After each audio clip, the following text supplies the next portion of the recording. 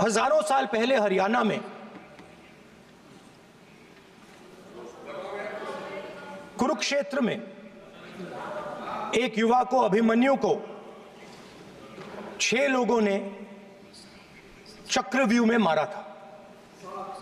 6 चक्रव्यूह में फंसाकर मारा था। सर, चक्रव्यूह के अंदर डर होता है, हिंसा होती है, और अभिमन्यु को चक्रव्यूह में फंसाकर, ट्रैप कर 6 लोगों ने मारा। मैंने चक्रव्यूह के बारे में थोड़ी रिसर्च की और पता लगा कि चक्रव्यूह का एक दूसरा नाम होता है पद्मव्यूह, मतलब लोटस फॉर्मेशन। तो जो चक्रव्यूह होता है स्पीकर सर, वो लोटस के शेप में होता है, कमल के फूल के शेप में होता है। 21वीं सदी में सर एक नया चक्रव्यूह तैयार हुआ है स्पीकर सर, वो भी लोटस की शेप में है सर, और उसका चिन्ह प्रधानमंत्री जी अपनी छाती पर लगा के चलते हैं। सर, जो अभिमन्यु के साथ किया गया था, जो अभिमन्यु को चक्रव्यूह में फंसाया गया था, वही हिंदुस्तान के साथ किया गया है। हिंदुस्तान के युवाओं के साथ, हिंदुस्तान के किसानों के साथ, हमारी माताओं बहनों के साथ, स्मॉल बिजनेसेस के साथ, मीडियम साइज बिजनेस के साथ। सर, अभिमन्यु को 6 लोगों ने मारा था। उनके नाम द्रोणाचार्य, कर्ण, कृपाचार्य, कृतवर्मा, अश्वत्थामा और शकुनी। सर, आज भी चक्रव्यूह के बीच में 6 लोग हैं। सर, चक्रव्यूह के बिल्कुल सेंटर में, चक्रव्यूह में हजारों लोग होते हैं सर, मगर उसके बिल्कुल सेंटर में 6 लोग कंट्रोल करते हैं। तो जैसे उस टाइम 6 लोग कंट्रोल करते थे, वैसे आज भी 6 लोग कंट्रोल कर रहे हैं चक्रव्यूह को। नरेंद्र मोदी जी, अमित शाह जी। प्लीज एक मिनट प्लीज। नहीं सब बोलने दीजिए। हाँ, आप बैठिए। माननीय सदस्य, आप संवैधानिक पद पर हैं।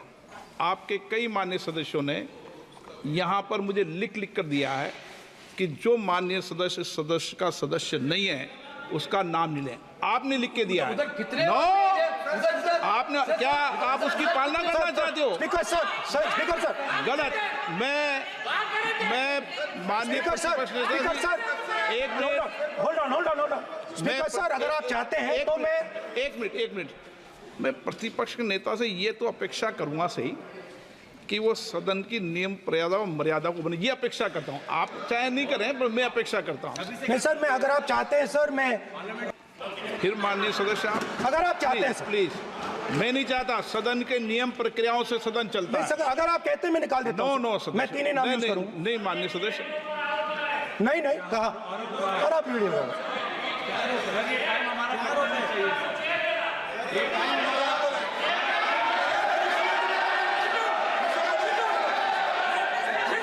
आप मत उठिए सब प्लीज, या आप समझाइए। हाँ, आप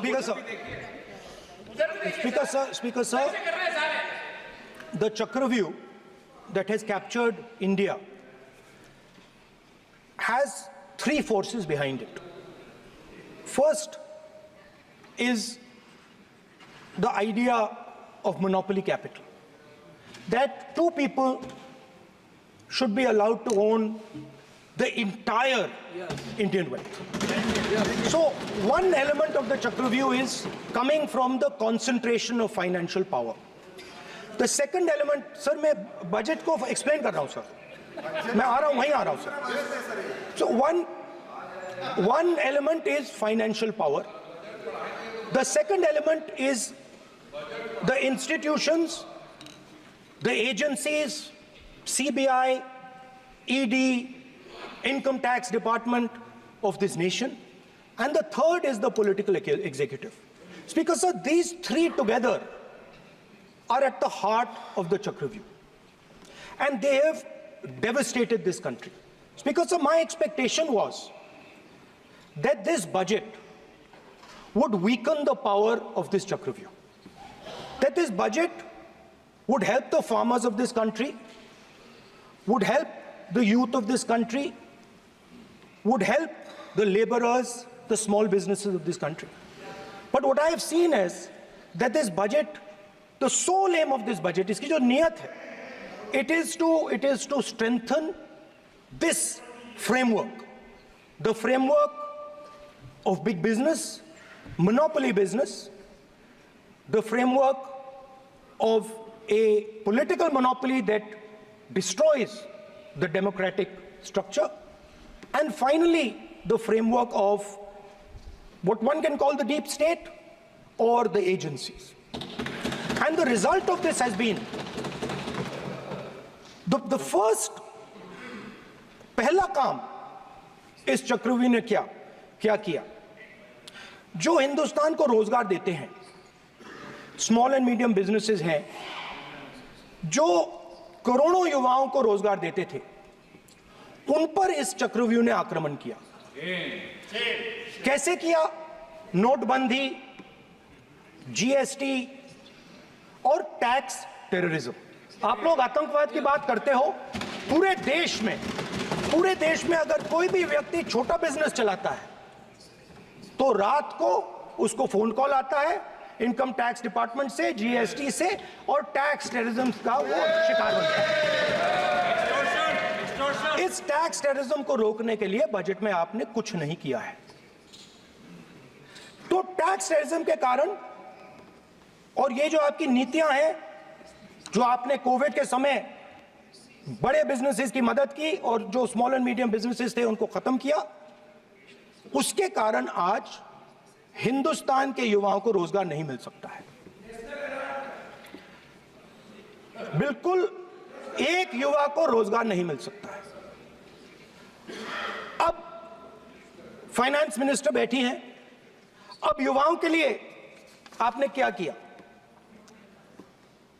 बजट में आपने इंटर्नशिप प्रोग्राम की बात करी और यह शायद एक मजाक है, क्योंकि आपने कहा कि ये इंटर्नशिप प्रोग्राम सिर्फ हिंदुस्तान की 500 सबसे बड़ी कंपनियों में होगा और 99% जो हमारे युवा हैं उनको इस इंटर्नशिप प्रोग्राम से कुछ लेना देना नहीं, कोई फायदा नहीं होने वाला है। तो आपने पहले टांग तोड़ दी और उसके ऊपर आप बैंडेड लगाने की कोशिश कर रहे हैं। मेन मुद्दा आज युवाओं का एग्जाम पेपर लीक है।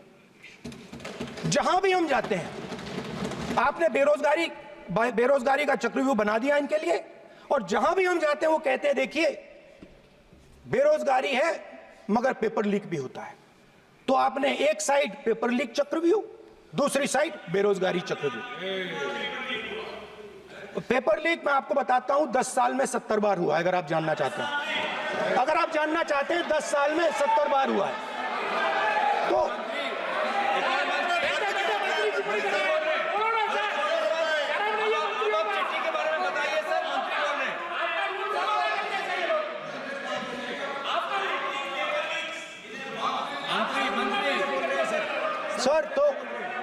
सर तो पेपर लीक के बारे में फाइनेंस मिनिस्टर ने बजट में एक शब्द नहीं कहा है। युवाओं के लिए पेपर लीक सबसे जरूरी मुद्दा है, उन्होंने एक शब्द नहीं कहा है पेपर लीक के बारे में। एक बार उन्होंने पेपर लीक नहीं कहा और उल्टा जो एजुकेशन बजट में पैसा देना चाहिए था वो आपने 20 साल में सबसे कम पैसा दिया है। 2.5% of budget is gone to education. Sir दूसरी तरफ आपने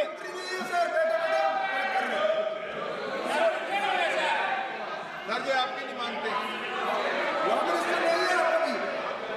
सर, ये रनिंग कमेंट्री कर रहे हैं सर। दूसरी तरफ पहली बार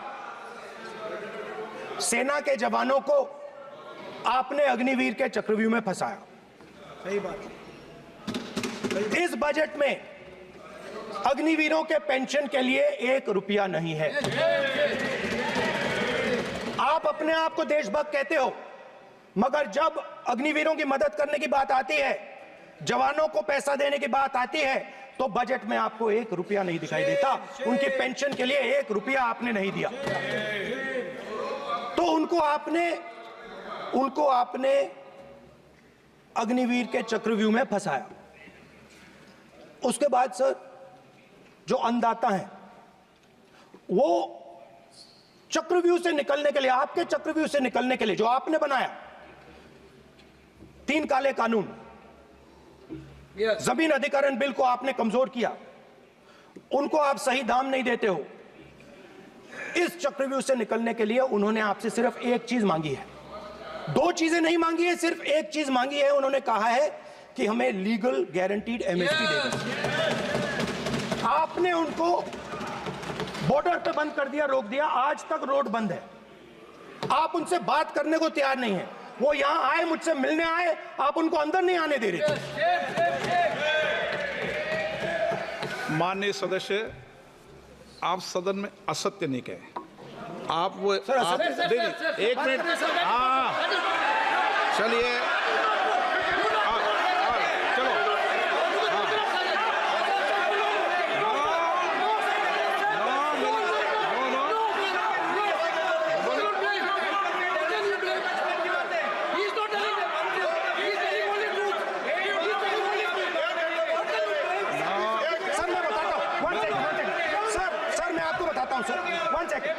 सर मैं आपको फैक्ट बताता हूं सर, जो मुझे, एक सेकंड, हाँ बता, मैं आपको फैक्ट बताता हूं, फिर आप मुझे करेक्ट कर दीजिए।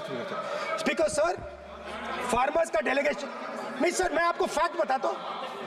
पर आपके माननीय सदस्यों को कह दें, वो सदन पर आरोप नहीं लगाए। रिपोर्ट से बोलता हूं मैं, बिना रिपोर्ट के नहीं बोलता हूं। बोलिए, बोलिए, उनको बोलने दीजिए, उनको बोलने दीजिए, उनको बोलने दीजिए, आप बोलने दीजिए उनको, बोले, वो बोले, बताएं, वो बताएं, मैं बताऊंगा। Speaker sir, 1 second. Speaker sir, मैं आपको बताता हूं जो मुझे मालूम है। स्पीकर सर, मैं आपको बताता हूं। बैठिए। स्पीकर सर, हुआ क्या, वहां पे सर मुझसे मिलने एक फार्मर का डेलीगेशन आया। मुझे बताया गया कि फार्मर के डेलीगेशन को अंदर नहीं आने देंगे। मैं उनसे मिलने जब गया तब उनको अंदर आने दिया गया था। सर ये फैक्ट है सर। अब पता नहीं कोई मिसकम्युनिकेशन हुआ, वो अलग बात है, बट फैक्ट ये है कि जब मैं मीडिया के साथ वहां गया तब दरवाजे पार्लियामेंट के, संसद के उनके लिए खुले, उससे पहले वो बंद थे। ठीक है। और ये आप उनसे भी पूछ लीजिए sir. Please please, no please please, एक मिनट प्लीज, आपने विषय उठाया इसलिए मैं बोल रहा हूं। ऐसे तो सदन की व्यवस्थाओं पर सवाल नहीं उठाना चाहिए। किसको आने दें, 1 मिनट प्लीज बैठिए, किसको आने दें, किसको अलाउ नहीं करने दें, ये स्पीकर का जुडिक्शन होता है। नंबर 1, जब ये सूचना आई आप मिले, उनसे अंदर मिले, लेकिन उसमें एक सदन की मर्यादा का उल्लंघन हुआ कि कभी भी सदन में माननीय सदस्य के अलावा दूसरा कोई व्यक्ति बाइट नहीं दे सकता। हाँ, और आपकी मौजूदगी में बाइट दी, ये क्लियर करना चाहता हूँ। सर ये टेक्निकलिटी है सर, ये मुझे मालूम नहीं थी। कोई बात नहीं, बट सर प्लीज, नो, माननीय आप मत बोलिए, आपके नेता बोल रहे हैं। तो स्पीकर सर, महिला आरक्षण आया था तो ये आपको बेटे बेटे स्पीकर सर, हम चाहते अधिकारी है। माननीय प्रतिपक्ष के नेता आपके बेटे बेटे सदस्य कमेंट्री कर रहे हैं, फिर वो कहते हैं कि लोग क्यों कमेंट्री कर रहे हैं। सर, हम चाहते थे, हमारा एक्सपेक्टेशन था कि जो अन्नदाता है, जो सरकार से सिर्फ एक चीज मांग रहा है, लीगल गारंटीड एमएसपी, हमें लगता था कि ये कोई बड़ा काम नहीं है सर, ये इतना बड़ा काम नहीं है। हमें लगता था कि अगर सरकार बजट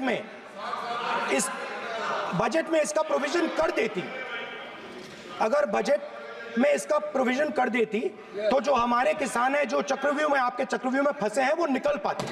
ये हमारी थिंकिंग थी, मगर आपने नहीं किया। तो मैं यहां इंडिया गठबंधन के तरफ से गारंटी देता हूं कि हम ये काम करके दिखा देंगे।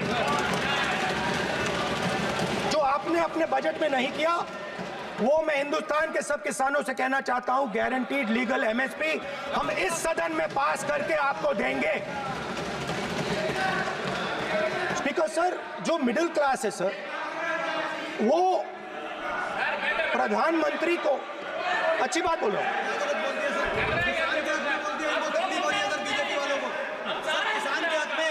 अगर नेताजी पक्ष बोल रहे हैं तो आप बैठे बैठे टिप्पणी आप मत करो, आप करोगे तो वो भी करेंगे। आप मत करो, मैं सब साइलेंट करो प्लीज। फिर टिप्पणी कर रहे हो आप, प्लीज माननीय सर मिडिल क्लास जो है वो शायद इस बजट से पहले प्रधानमंत्री को सपोर्ट करता था। जब प्रधानमंत्री ने कोविड के समय उनसे थाली बजवाई थी तो उन्होंने दबाकर थाली बजाई, धड़ धड़ धड़ धड़ धड़ थाली बजा बजाई। हमें अजीब लगा, मगर प्रधानमंत्री ने मिडिल क्लास को ऑर्डर दिया तो मिडिल क्लास ने थाली बजाई। उसके बाद प्रधानमंत्री ने उसी मिडिल क्लास से कहा मोबाइल फोन की लाइट जलाओ, और मोबाइल फोन की लाइट जली। मिडिल क्लास ने, पूरे हिंदुस्तान में मिडिल क्लास ने मोबाइल फोन की लाइट जला दी। अब इस बजट में आपने उसी मिडिल क्लास के एक छुरा पीठ में मारा, दूसरा छुरा छाती में, एक इधर मारा और एक इधर मारा। इंडेक्सेशन जो आपने कैंसिल की वो पीठ में छुरा था, और जो